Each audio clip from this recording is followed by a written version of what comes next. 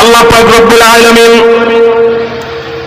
এই কোরআনে কারীমের আয়াতের মধ্যে দুইটা বিষয় উল্লেখ করেছেন। একটা হচ্ছে সফলতা আর একটা হচ্ছে বিফলতা। দুনিয়ার সফলতা, আমরা যদি টাকা কড়ির মালিক হয়, আমরা যদি কোনো বাবার সন্তান পড়ালেখায় যদি উচ্চ ডিগ্রি লাভ করে, তখন আমরা বলি তার জীবনটা সফল হয়েছে। ঠিক নেবে ঠিক?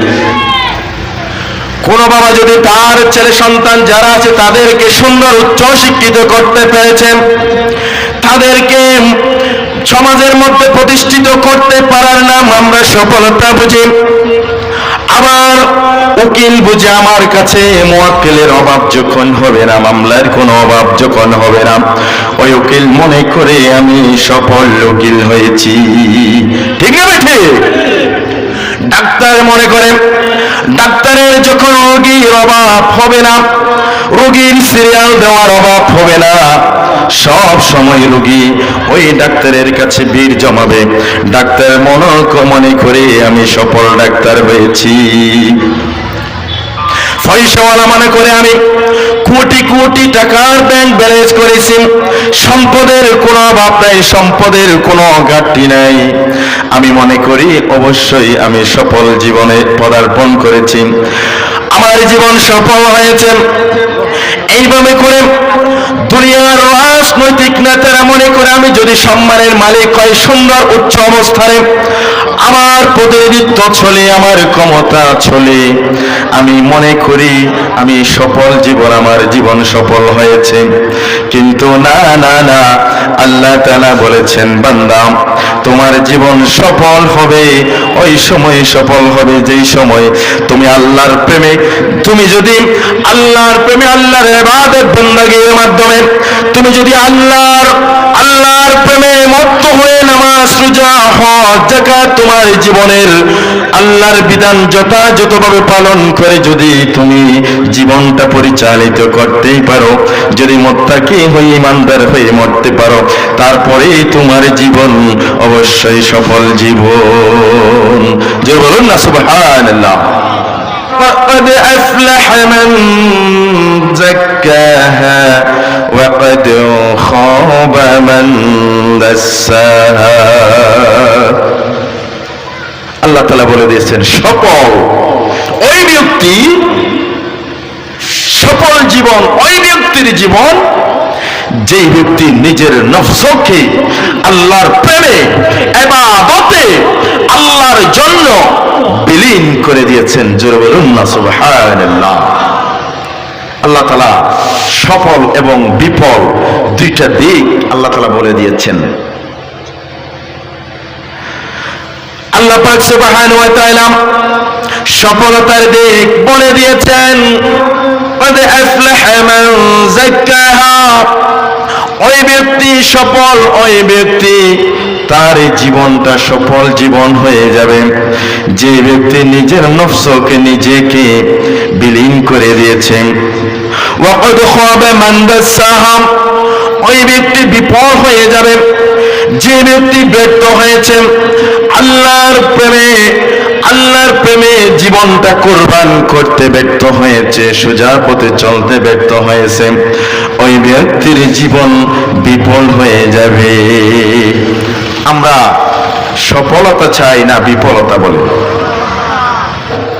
আল্লাহ পাক সুবহানাহু ওয়া তাআলা বলেছেন যে সফলতা বিফলতা দুইটা দিক আমাদের প্রত্যেকের জীবনে আছে কিনা বলেন তো? সফল এবং বিফল আমরা সবাই বুঝি, সবাই চিনি। দুনিয়ার সফলতা মানে এমন সফলতা যার অর্থ, বিত্ত, ধন দৌলত রয়েছে, যার সম্মান রয়েছে, যার ক্ষমতা রয়েছে, তাকে আমরা সফল ব্যক্তি বলি। ঠিক না ঠিক? দুনিয়ার সফলতা মানে অর্থবিত্তের মালিক যিনি হবেন তাকে বলা হয় সফলতা। দুনিয়ার সফলতা মানে যিনি প্রভাব প্রতিপত্তির মালিক হবেন তিনি সফলতা। দুনিয়ার সফলতা মানে যিনি ক্ষমতার মালিক হবেন, যিনি ক্ষমতাধর হবেন, যিনি জনপ্রতিনিধি হবেন, তিনি মনে করেন আমি সফল জীবনে পদার্পণ করেছি। আল্লাহ পাক রব্বুল আলামিন এই কোরআনে কারীমের আয়াতের মধ্যে দুইটা বিষয় উল্লেখ করেছেন, একটা হচ্ছে সফলতা আর একটা হচ্ছে বিফলতা। দুনিয়ার সফলতা, আমরা যদি টাকা কড়ির মালিক হয়, আমরা যদি কোন বাবার সন্তান পড়ালেখায় যদি উচ্চ ডিগ্রি লাভ করে, তখন আমরা বলি তার জীবনটা সফল হয়েছে, ঠিক নেবে ঠিক?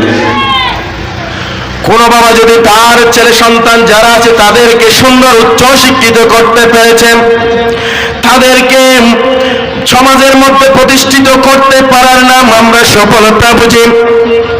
আবার উকিল বুঝে আমার কাছে মুয়াক্কিলের অভাব যখন হবে না, মামলার কোনো অভাব যখন হবে না, ওই উকিল মনে করে আমি সফল উকিল হয়েছি, ঠিক না ঠিক? ডাক্তার মনে করে ডাক্তারের যখন রোগীর অভাব হবে না, রোগীর সিরিয়াল দেওয়ার অভাব হবে না, সব সময় রোগী ওই ডাক্তারের কাছে ভিড় জমাবে, ডাক্তার মনে করে আমি সফল ডাক্তার হয়েছি। পয়সাওয়ালা মনে করে আমি কোটি কোটি টাকার ব্যাংক ব্যালেন্স করেছি, সম্পদের কোনো অভাব নাই, সম্পদের কোনো ঘাটতি নাই, আমি মনে করি অবশ্যই আমি সফল জীবনে পদার্পণ করেছি, আমার জীবন সফল হয়েছে। এইভাবে করে দুনিয়ার রাজনৈতিক নেতারা মনে করে আমি যদি সম্মানের মালিক হয়, সুন্দর উচ্চ অবস্থানে আমার প্রতিনিধিত্ব চলে, আমার ক্ষমতা চলে, আমি মনে করি আমি সফল জীবন, আমার জীবন সফল হয়েছে। কিন্তু না না না, আল্লাহ তাআলা বলেছেন বান্দা তোমার জীবন সফল হবে ওই সময় সফল হবে যেই সময় তুমি আল্লাহর প্রেমে, তুমি যদি আল্লাহর প্রেমে, আল্লাহর ইবাদত বندگির মাধ্যমে তুমি যদি আল্লাহর প্রেমে মত্ত হয়ে নামাজ রোজা হজ যাকাত তোমার জীবনের আল্লাহর বিধান যথাযথভাবে পালন করে যদি তুমি জীবনটা পরিচালিত করতেই পারো, যদি মুত্তাকি হয়ে ইমানদার হয়ে মরতে পারো, তারপরেই তোমার জীবন অবশ্যই সফল জীবন। যে বলুন না সুবহানাল্লাহ। সফল জীবন আর বিফল জীবন আল্লাহ বলে দিয়েছেন। আল্লাহ পাক সুবহানাহু ওয়া তাআলা কোরআনে কারীমের মধ্যে সূরাতুল আলে ইমরানের 185 নম্বর আয়াতের মধ্যে আল্লাহ তাআলা বলেছেন, ফামান যুহজিহা আনিন নার ওয়া উদখিলাল জান্নাতা ফাকাদ ফাজ। আল্লাহ তাআলা বলেছেন ওই ব্যক্তি সফল যিনি জাহান্নাম থেকে বাঁচতে পেরেছেন এবং জান্নাতে প্রবেশ করতে পেরেছেন। জোরে বলুন না সুবহানাল্লাহ।